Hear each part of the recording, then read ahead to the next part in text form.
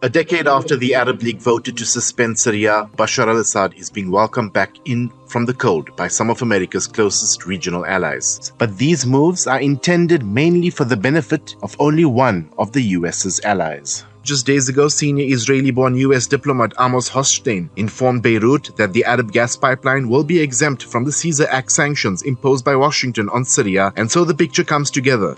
It's all to do with rescuing Israel's struggling economy through the revival of the 2014 Jordan-Israeli deal called the Axis of Moderation. Current deals with Egypt and Jordan are estimated to be worth $30 billion, a critical lifeline for Israel's economy, which has been devastated by the coronavirus pandemic. But how exactly does normalizing ties with Assad benefit Israel's economy?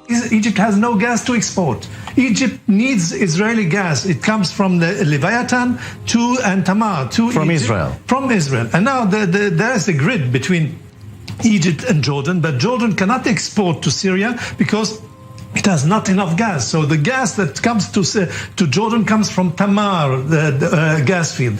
So and finally, it goes through Syria in order to provide electricity to Lebanon. Israeli gas that goes through the Egyptian pipelines goes via Jordan and Syria to Lebanon.